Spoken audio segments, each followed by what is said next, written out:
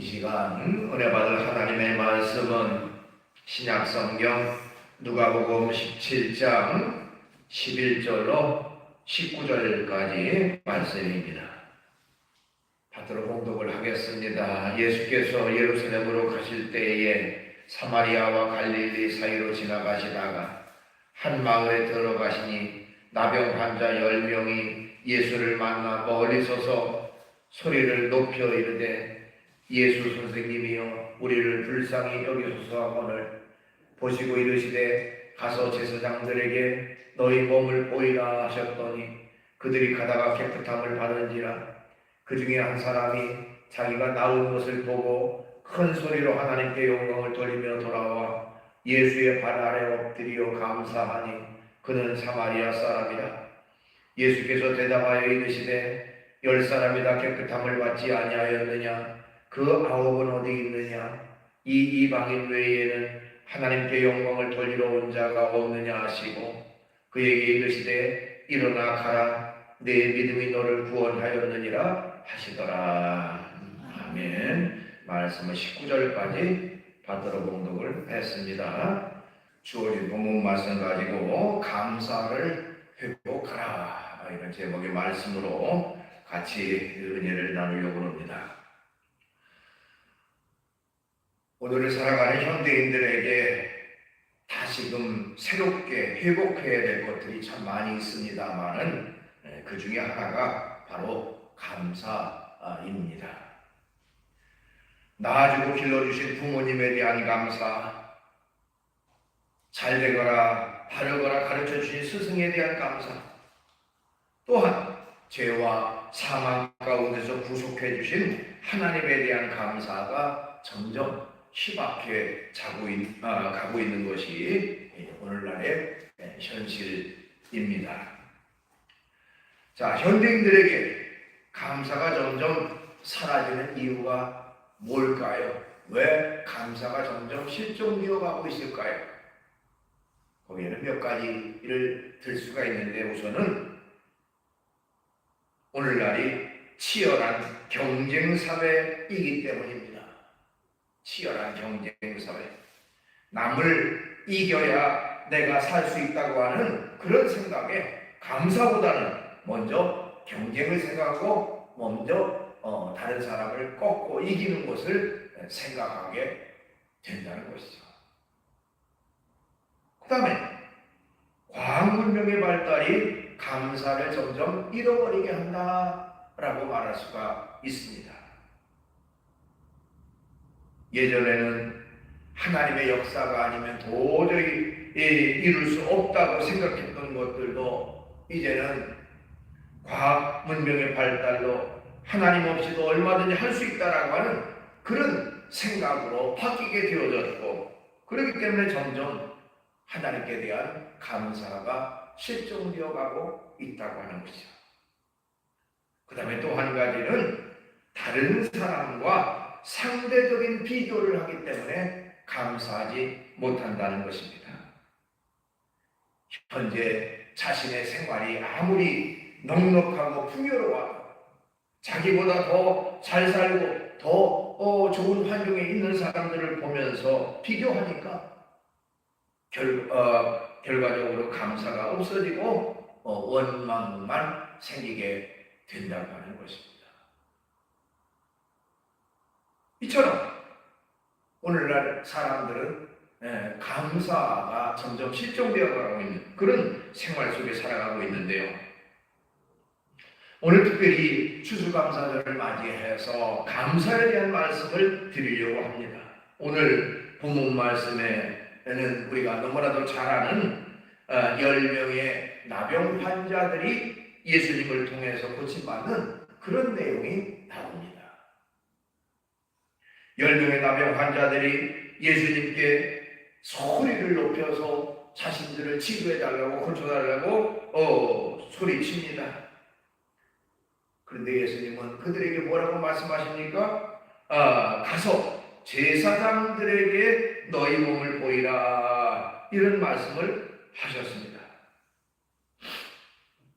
자, 왜 뜬금없이 예수님이 제사장들에게 너희 몸을 보이라 말씀하셨을까요? 율법에 따르면 문둥병에 걸렸던 사람들이 자신이 치료됐다고 하는 그런 증거가 나타날 경우에 제사장들에게 찾아가서 자기의 몸을 보이면 제사장이 확인해가지고 이 사람은 분명히 이 나병에서 나음을 받았다라고 선언을 하면 다시 자기가 속한 그런 사회 속으로 복귀할 수가 있었습니다. 레위기 14장 2절에 보니까 나병 환자가 정결하게 되는 날에 규례는 이러하니 곧 그 사람을 제사장에게 데려갈 것이요 그랬습니다. 제사장.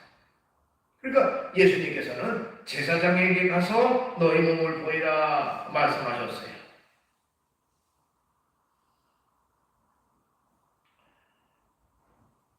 나병 환자들은 여기 말씀해 보니까 예수님의 말씀을 듣고 또 그 말씀을 믿고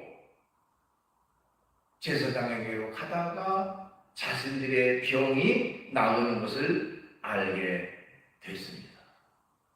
자, 여기서 주목할 것 한 가지가 있습니다. 자, 예수님이 제사장에게 가서 너희 몸을 보이라 말씀하셨을 때에는 그 사람들의 병이 고쳐지지 않은 상태입니다. 자, 병도 고쳐지지 않았는데 제사장에게 가서 나 병 나았어요 라고 말할 사람이 있겠어요? 그대로인데 오히려 심하게 책망만 받을 뿐입니다. 그런데도 이들은 갔어요.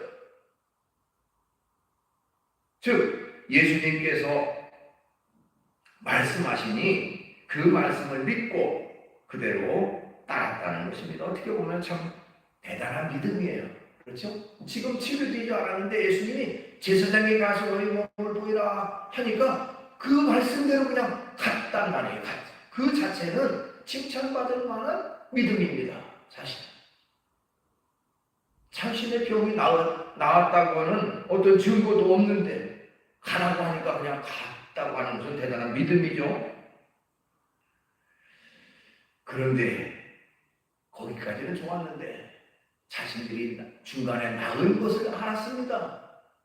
그렇다면 응당 와서 주님께 감사했어야 마땅한 일이죠. 그런데 그렇게 하지 않았습니다.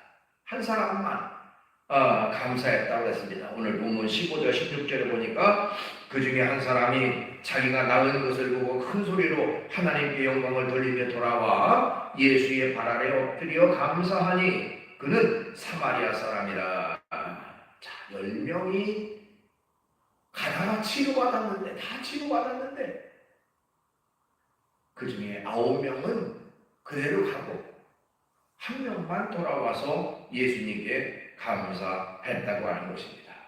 자, 그 모습을 보신 예수님께서 뭐라고 하셨습니까? 오늘 본문 17절 18절에 10사람이 다 깨끗함을 받지 아니하였느냐? 그 9은 어디 있느냐? 이 이방인 외에는 하나님께 영광을 돌리러 온 자가 없느냐? 하시면서 예수님의 그 섭섭한 마음이 거기에 담겨 있는 것을 볼 수가 있습니다. 즉 예수님은 중간에 가다가 치료받았으니까 응당 와서 주님께 감사할 것을 기대하고 생각하셨던 것으로 봅니다. 그런데 9사람은 그냥 가고 한 사람만 돌아와서 감사했다고 하는 것입니다. 어떻게 보면 10명 중에 한 사람만 감사했다. 오늘날의 모습을 그대로 보여주는 어떤 상징적 의미가 있지 않나. 오늘날에도 우리가 일상 속에 살아가면서 주어진 일에 감사하기보다 원망하고 불평하고 여러 가지 불만족한 그런 가운데 살아가고 있지는 않는가. 한번 우리가 자신을 돌아볼 필요가 있습니다. 성경 말씀 데살로니가전서 5장 16절 17절에 보니까 항상 기뻐하라, 쉬지 말고 기도하라, 범사에 감사하라. 이것이 그리스도 예수 안에서 너희를 향하신 하나님의 뜻이니라. 이렇게 말씀하고 있어요. 하나님의 뜻, 하나님이 원하시는 것 뭐냐? 범사에 감사하라.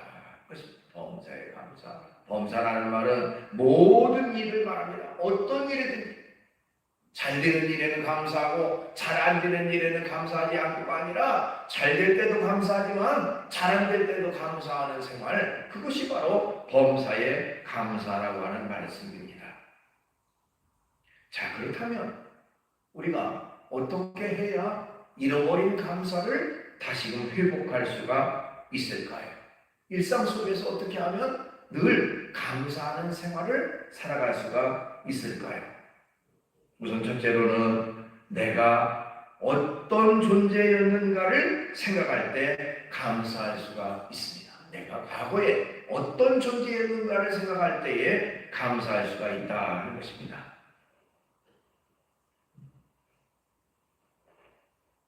일반적으로 사람들이 하는 그런 모습은요, 어떤 일이 잘 되어지면 자신의 과거의 모습을 쉽게 잃어버리는 특징이 있다는 것입니다. 아니, 의도적으로 과거에 어렵고 힘들었던 시절을 다 의도적으로 잊어버리고 또 잊으려고 하고 현재의 그 생각 속에 생활 속에만 빠져 있다고 하는 것입니다. 자기가 어떤 사람이었는가를 너무 쉽게 잃어버리고 그래서 마땅히 해야 할 감사를 하지 못한다고 하는 것입니다. 자, 오늘 본문에 나오는 이 나병 환자들이 과거의 모습은 어떠했을까요? 치료받기 이전의 모습은 어떠했을까요? 아마도 그들의 삶은 비참함 그 자체였을 것이다 라고 말할 수가 있습니다. 성경에 의하면 나병 환자들은요, 사람들과 격리되어 생활하도록 그렇게 되어 있습니다. 사람들과 떨어져서, 가족과 떨어져서 동네 밖에 따로 집단 생활을, 격리된 생활을 했습니다. 사람들로부터 온갖 욕설을 듣고 모욕적인 말도 듣는 사람들이 나병 환자들이었습니다. 나아가서 자신의 몸에는 병으로 인해서 살이 썩어지고 또 살점이 뚝뚝 떨어져 나가고 고름이 흐르고 악취가 진동하는 그런 상태에 있었습니다. 어떻게 보면 이들의 삶보다 더 비참한 삶은 없었을 것입니다. 그 비참함 속에서 예수님이 치료해 주셨던 것이죠. 건져 주셨던 것이죠. 그런데 아홉은 감사하지 않고 그냥 하는 것입니다. 자, 이처럼 우리가 감사할 수 있는 것은 무엇이냐? 과거에 자신의 생활을 기억할 때에 우리는 감사할 수가 있다고 하는 것입니다. 늘 감사하는 비결, 그것은 과거에 어떤 사람이었느냐, 어떤 상태였느냐, 그걸 생각할 때 감사할 수가 있습니다. 구약 성경에 나오는 다윗이라고 하는 사람도 평생 동안 감사를 잊지 않고 살아갔던 사람인데요. 그 사람이 기록한 그 사람의 내용을 보면 사무엘하 7장 18절에 다윗이 하나님께 기도하는 내용이 나옵니다. 주 여호와여, 나는 누구이오며 내 집은 무엇이기에 나를 여기까지 이르게 하셨나이까 하는 내용이 나와요. 자, 내가 누구입니까? 그리고 내 집이 무엇입니까? 그런데 하나님이 이렇게 나를 축복해 주셨습니까? 하는 그런 기도의 내용입니다. 다윗은 자신이 이런 하나님의 은혜, 이런 하나님의 축복을 도저히 받을 자격이 없는 그런 사람인데 하나님이 나에게 이것을 베풀어 주셨습니다 라고 하는 고백이면서도 감사인 것입니다. 다윗은 그야말로 산골에서 양을 치는 목동이었습니다. 그의 가문도 보잘것없는 가문이요, 또한 8형제 중에서 제일 막내였습니다. 내세울 것 하나 없는 그런 존재인, 미천한 존재인 나에게 하나님께서 한 나라를 다스리는 왕으로 세워주셨습니다. 이것이 어찌 감사하지 않겠습니까? 하고 자신의 모습을, 과거의 모습을 생각하면서 늘 감사했던 것입니다. 신약 성경에 나오는 사도 바울도 마찬가지입니다. 고린도전서 15장 10절에 보니까 내가 나된 것은 하나님의 은혜로 된 것이라 라고 고백을 했어요. 나의 나된 것은 하나님의 은혜로 된 것이다. 그러면서 자신이 은혜 가운데 살아가고 있는 것은 모든 것이 다 하나님의 은혜라, 하나님의 축복하심이라 라는 고백인 것입니다.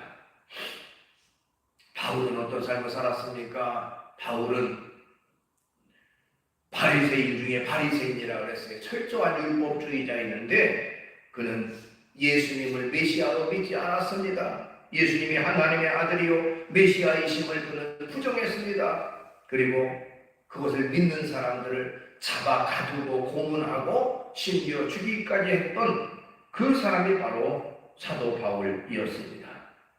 그러나 주님께로부터 부름을 받고 회심해서 이제는 주님을 증거하는 사람이 됐고, 지난 과거를 생각할 때에 모든 것이 하나님의 은혜구나, 모든 것이 하나님의 축복이구나 그는 고백하게 됐다고 하는 것입니다.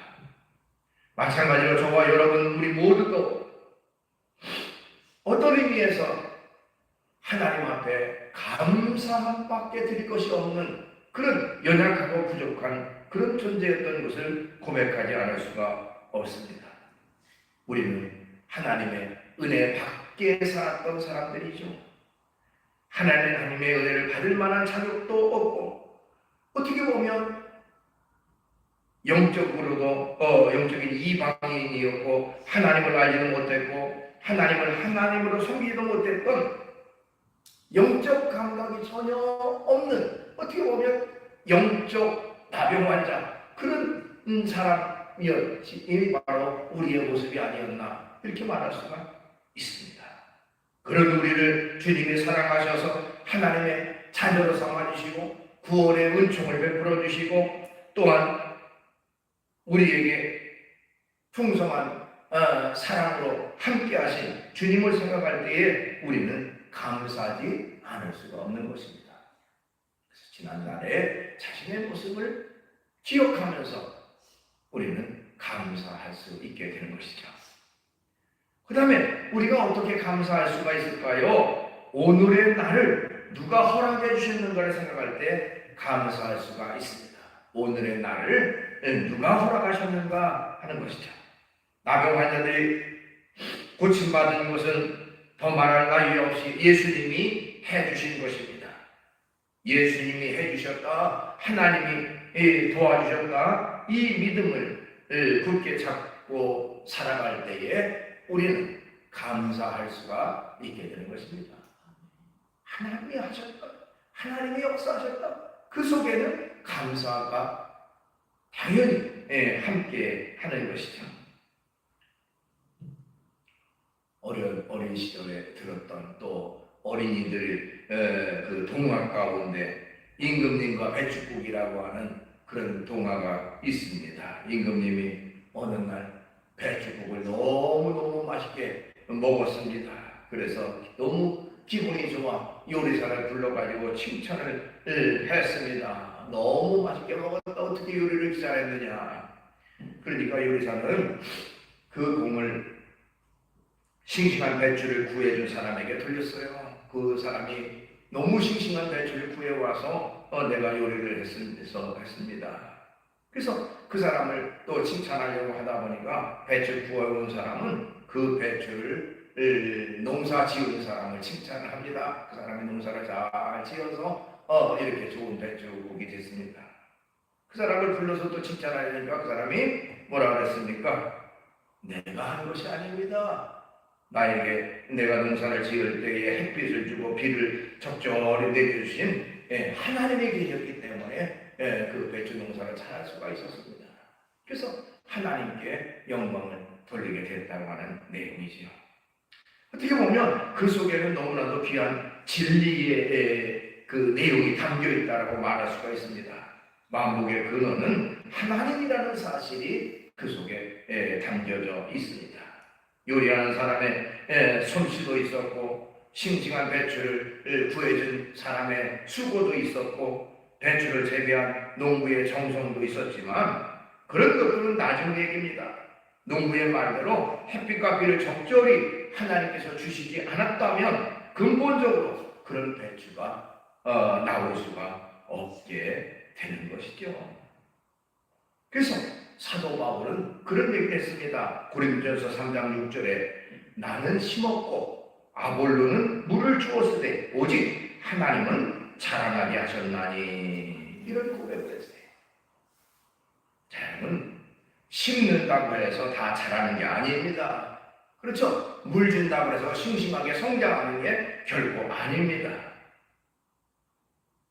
근본적으로 우리의 수고가 거기에 배어 있지만 우리의 수고와 노력임에도 잘 자라지 않고 잘 성장하지 않는 경우도 얼마든지 있습니다. 때문에 그것이 성장하도록 자라도록 만드신 분이 하나님이시기에 우리는 하나님께 감사하게 되는 것입니다. 자, 오늘의 내가 얘기까지 어떻게 보면 여러분들도 주변의 사람들로부터 이런저런 사랑도 받고 도움도 받고 또 여러 가지 사람들로부터 이제 사람들의 정성도 그 속에 포함되어 있습니다만은 결정적인 도움은 하나님의 도우심입니다. 하나님의 은혜와 사랑이 함께 하셨기에 오늘 우리가 이 자리에 있다고 하는 사실을 우리가 기억하면서 오늘의 주어진 모든 것이 주님이라는 것을 생각하고 우리는 감사하게 되는 것입니다. 그 다음에 우리가 어떻게 하면 감사할 수 있을까요? 언제나 감사 우선주의로 살아갈 때 감사할 수가 있습니다. 감사 우선주의. 자, 오늘 본문에 예수님이 그 아홉은 어디 있느냐 이렇게 말씀하셨지요. 자, 그 9명은 왜 감사하러 오지 못했을까요? 자, 그들도 나름대로의 이유가 있었을 것입니다. 그동안 오랜 세월 동안 따로 격리되어가지고 인간답지 못한 그런 취급받고 그런 상태로 살았는데 이제 나음받았으니까 빨리 집으로 가서 가족들을 만나고도 싶었을 것입니다. 또 그동안 자신을 무시하고 멸시하는 사람들에게 당당히 나아가서 내가 치료받았다고 자랑도 하고 싶었을 것입니다. 그러나 이런저런 이유를 물리치고 먼저 해야 될 우선순위가 있는데 그게 바로 감사라는 것입니다. 그리고 감사를 먼저 하는 것을 감사 우선주의라고 말할 수가 있습니다. 어떤 일이든지 먼저 감사하는 것입니다. 그것이 바로 하나님을 믿는 믿음의 사람들에게 가장 타당한, 가장 합당한 생활 방식이에요. 감사 우선주의입니다. 여러분, 구약 성경의 욥기서를 보면 욥은 동방에서 가장 큰 부유한 그런 재산을 가지고 있던 사람이 하루아침에 모든 재산을 잃어버리고 자신의 몸에도 종기가 나서 그야말로 말할 수 없는 비참한 가운데 빠져 있었습니다. 자녀들까지도 다 세상을 떠난 세상에 남아있는 것이 아무것도 없는 그런 처참한 상태 속에서도 그는 성경에 보니까 하나님께 먼저 예배하고 감사했다고 되어 있습니다. 6기 1장 20절로 22절 보니까요. 욥이 일어나 겉옷을 찢고 머리털을 밀고 땅에 엎드려 예배하며 이르되 내가 모태에서 알몸으로 나왔은즉 또한 알몸이 그리로 돌아가올지라 주신 이도 여호와시요 거두신 이도 여호와시오니 여호와의 이름이 찬송을 받으실지로다 하고 모든 일에 욥이 범죄하지 아니하고 하나님을 향하여 원망하지 아니하니라 이렇게 기록되어 있습니다. 또 하박국 선지자도 하나님 앞에 무조건적 감사를 드렸습니다. 하박국 3장 17절 18절